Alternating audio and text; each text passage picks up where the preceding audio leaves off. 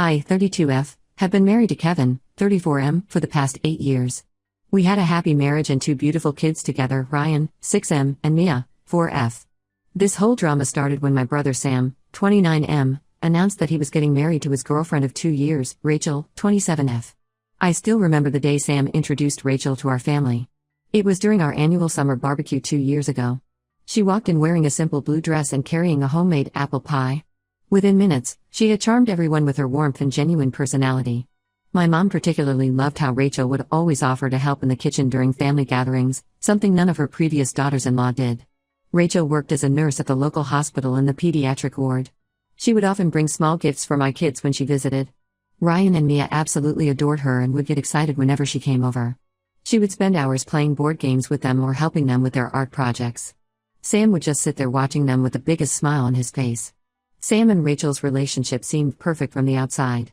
They both had good jobs, shared similar values, and genuinely cared for each other. Sam worked as a software developer at a local IT firm and made good money. They had already bought a house together and were planning to start a family soon after marriage. The proposal was straight out of a romantic movie. Sam had taken Rachel to the same restaurant where they had their first date. He had arranged for the chef to hide the ring in her dessert. Rachel was so excited that she forgot to eat the dessert and almost swallowed the ring. We all laughed when Sam told us this story during their engagement party. My parents were over the moon about the engagement. Mom had always worried about Sam settling down as he was quite focused on his career. She immediately started planning the wedding, making lists of guests, and looking at possible venues. Dad, who was usually very reserved about spending money, told Sam he would cover all the wedding expenses. That's how much they loved Rachel. Everything was going perfectly until that fateful day when I went to visit my friend Kelly at the county clerk's office. Kelly and I had been friends since high school, and I would often drop by her workplace during lunch to catch up. That day, we were talking about Sam's upcoming wedding when Kelly's expression suddenly changed. She asked me if Rachel was divorced. I was confused and told her that Rachel had never been married before. Kelly looked concerned and said she needed to show me something. She pulled up some records on her computer that showed Rachel was legally married to someone named Marcus Thompson. The marriage certificate was dated 8 years ago, and there were no divorce records. I felt like someone had punched me in the gut. How could Rachel do this to Sam? Why would she agree to marry him when she was already married to someone else? My mind was racing with questions. Kelly advised me to talk to Rachel before doing anything else. I couldn't sleep that night. Kevin noticed something was wrong, but I couldn't bring myself to tell him yet.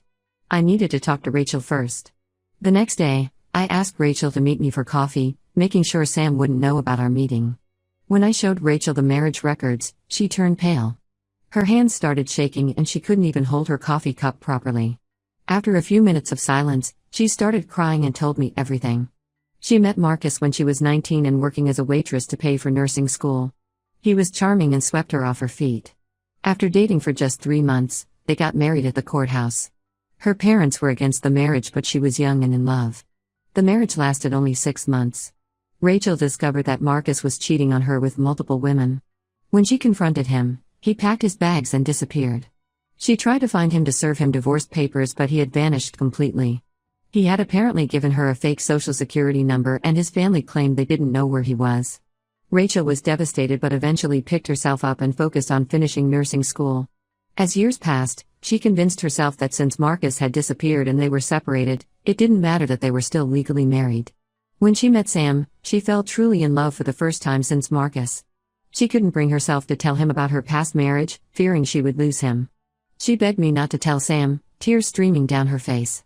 She said she had hired a private investigator to find Marcus and was planning to get divorced before marrying Sam. She just needed more time. I felt terrible for her, but I knew this wasn't right. She was planning to commit bigamy, which was not only morally wrong but also illegal. I gave her 2 weeks to tell Sam herself. She promised she would but kept making excuses. Meanwhile, the wedding preparations were in full swing. My parents had already paid deposits for the venue and the caterers. Mom was busy finalizing the guest list and Dad was looking into hiring the band Rachel wanted. 2 weeks passed and Rachel still hadn't told Sam anything. I couldn't let this go on any longer.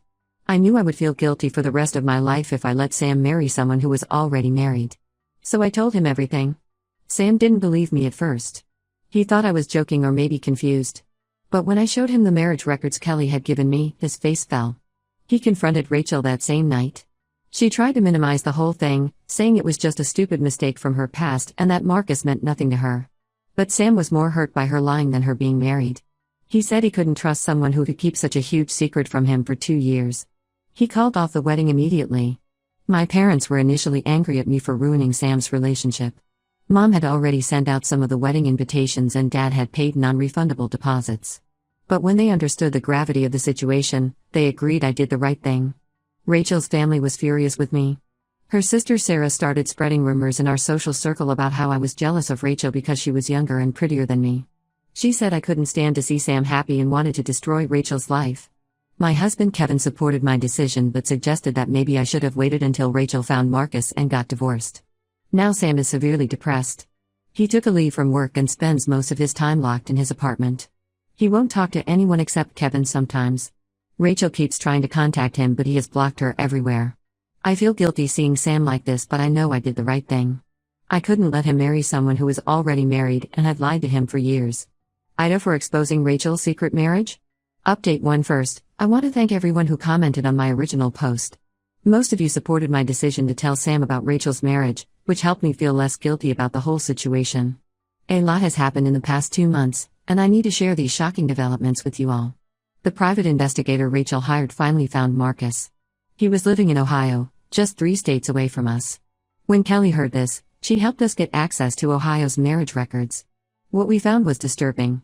Marcus had remarried 5 years ago to a woman named Amy Johnson and they had 2 kids together, a 4-year-old boy and a 2-year-old girl. When Rachel's lawyer contacted Marcus about the divorce, his current wife Amy reached out to me through Facebook. Her message was heartbreaking. She had no idea Marcus was already married when she married him. She was devastated to learn that her marriage wasn't even legal and that her children were technically illegitimate. She had quit her job as a kindergarten teacher when their first child was born because Marcus insisted he made enough money to support them. Amy asked if we could talk over the phone.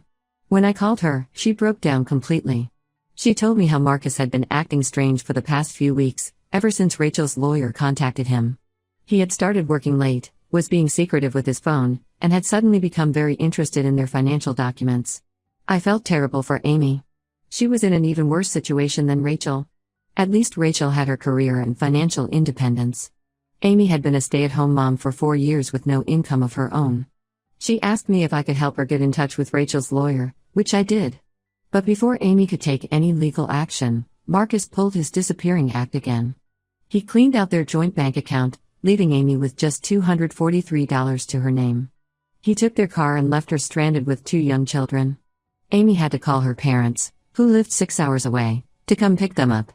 She and the kids are now living with her parents while they figure out what to do next. The police are looking for Marcus but haven't had any luck finding him. They discovered he had used fake social security numbers and forged documents multiple times. The bank account he emptied had over $87,000 in it, most of which was Amy's inheritance from her grandmother that she had received last year. Rachel finally got her divorce from Marcus since he was served the papers before he disappeared. She tried to use this opportunity to reconcile with Sam. She came to our house one evening when Sam was visiting. She apologized for everything and told him she was now legally divorced and free to marry him. But Sam wasn't interested. He told her that the issue was never about her being married, it was about her lying to him for 2 years. He said he could never trust her again. The most shocking development came last week when Amy's lawyer discovered that Marcus had 2 more wives in different states. He had married a woman named Jennifer in Florida 3 years ago and another woman named Lisa in Texas 7 years ago. His pattern was always the same. He would marry women who had some money or inheritance, convince them to put their assets in joint accounts, and then disappear with everything. Rachel and Amy decided to go to the police together. They're working with detectives who specialize in fraud cases. The authorities are now treating this as a multi-state criminal investigation. Marcus is wanted for fraud and bigamy in at least 4 states. The FBI is also involved because he crossed state lines while committing these crimes. Sarah, Rachel's sister, finally came to see me yesterday. She apologized for spreading rumors about me. She admitted that Rachel had confided in her about Marcus 2 years ago, but she thought it wasn't a big deal since they were separated. She said she never imagined Marcus would turn out to be such a career criminal who had destroyed multiple families. My parents now tell me they're proud of me for speaking up. Mom says if Rachel had married Sam, Marcus might have shown up years later to cause problems or try to extort money from them. Dad has been helping Amy find a good lawyer to fight for her children's rights. Kevin pointed out something interesting. If I hadn't exposed Rachel's secret marriage, Marcus might have continued his scheme for years, targeting more women. In a way, this whole mess led to him being exposed, and hopefully, he'll be caught soon and face justice. Sam is still processing everything, but he's doing better now. He's back at work and has started going to the gym again. He feels terrible for Amy and her kids and has been helping them by sending groceries and toys for the children. It's nice to see him caring about someone again after months of depression. I know this update probably isn't what anyone expected, but life is stranger than fiction sometimes. I'll keep you all posted if there are any more developments in catching Marcus or helping his victims get justice. Anyone know if the children's birth certificates will be affected by their parents' marriage being invalid? Amy is worried about this, and I'd appreciate any legal advice. Update 2: the past few months have been a roller coaster. Marcus was finally arrested in Florida last week. He was living with a wealthy widow and was actually planning to marry her next month. The FBI found him through his Instagram account, where he was posting photos of expensive restaurants and yacht parties. Turns out his downfall was his love for showing off his lavish lifestyle. When the police arrested him, they found multiple fake IDs, forged documents, and credit cards in different names. They also discovered that he had stolen over $400,000 from various women over the years. The widow he was living with had already given him access to her investment accounts. She broke down at the police station when she learned about his other wives. Rachel testified against him in court along with Amy, Jennifer, and Lisa. It was the first time all of Marcus's wives were in the same room. The prosecutor is pushing for the maximum sentence since Marcus showed no remorse. He actually had the audacity to smirk when Rachel was giving her testimony. But the biggest surprise wasn't Marcus's arrest. It was what happened between Sam and Amy. When Amy came to town for Marcus's trial, she stayed at our parents' house with her kids. Sam offered to help her with childcare during the trial days since she couldn't afford a babysitter. At first, I thought Sam was just being nice because he felt bad for Amy's situation. But soon I noticed how he would light up whenever Amy was around. He started spending all his free time with her and the kids, taking them to the park or helping the older one with his preschool homework. Amy's kids absolutely adore Sam. Her son Jack started calling him Uncle Sam and would cry when he had to leave. Her daughter Emma would only eat if Sam was the one feeding her. It was heartwarming to see how naturally Sam fit into their lives. Last month, Sam finally admitted to me that he and Amy had been dating for a few weeks. He was worried about what everyone would think, him dating Marcus's other wife. But honestly, everyone in the family is thrilled. Amy is nothing like Rachel. She's genuine, honest, and puts her kids first. Rachel found out about Sam and Amy through mutual friends. She didn't take it well. She showed up at Sam's apartment one night, completely drunk, screaming about how he was trying to get revenge on her by dating Amy. Sam had to call the police to get her to leave. Sarah later called to apologize for Rachel's behavior and informed us that Rachel was going to therapy to deal with her issues. The most heartwarming part of this whole situation is how my parents have embraced Amy and her kids. Mom is teaching Amy how to bake her famous apple pies, and Dad has already started a college fund for both Jack and Emma. My kids love having new cousins to play with, and our family gatherings are livelier than ever. Kevin and I invited Amy and her kids for Thanksgiving dinner.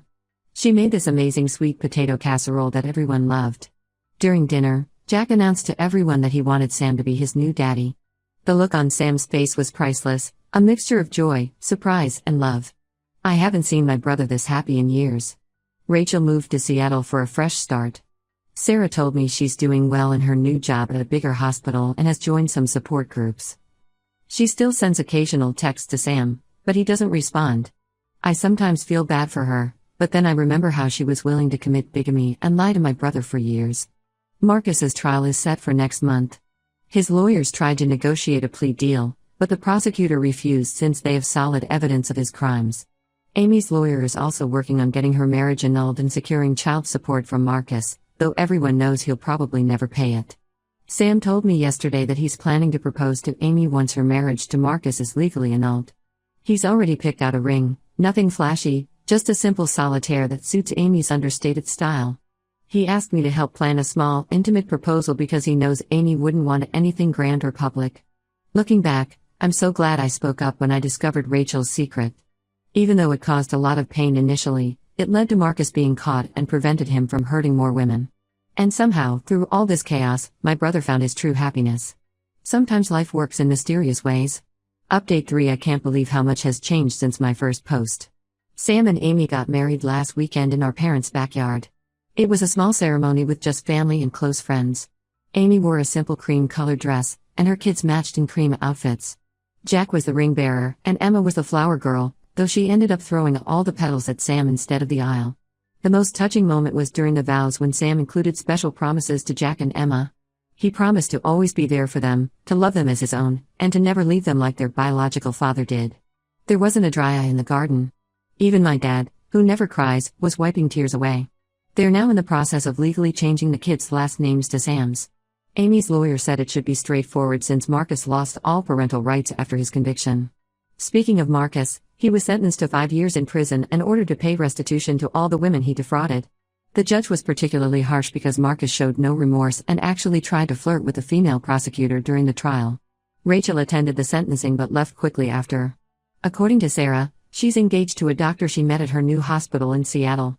They've been dating for 4 months and are planning a small courthouse wedding next spring. Sarah says Rachel had to show her new fiancé all her legal documents to prove she was actually divorced this time. I guess she learned her lesson. Amy has started working part-time at the local elementary school now that the kids are a bit older. Sam adjusted his work schedule so he can pick up the kids when Amy has afternoon shifts. It's amazing to see how seamlessly they've blended their lives together. My kids love having Jack and Emma around more often, and our family dinners have become quite lively affairs. The most surprising development was that Amy's parents decided to move closer to us. They bought a house just 20 minutes away. They said they couldn't bear to be far from their grandkids, but I think they also want to be close to Sam, who they've come to love like a son. They're actually the ones who helped Sam and Amy put a down payment on their new house. My relationship with Sarah has become cordial. We see each other at mutual friends gatherings but don't talk much beyond basic pleasantries. She did pull me aside at a recent party to thank me for exposing the truth, saying it probably saved Rachel from bigger legal troubles down the line. Rachel and I have no contact now, which is probably for the best. She sent me a long email last month apologizing for everything and explaining how therapy has helped her understand why she made those choices. I appreciated the apology but didn't respond. Some bridges are better left uncrossed. Mom has been pestering Sam and Amy about giving her more grandkids, but they're focusing on giving Jack and Emma stability right now. After everything these kids have been through with Marcus, they need time to feel secure in their new family. Looking back at everything that happened, I'm grateful that I trusted my instincts and spoke up.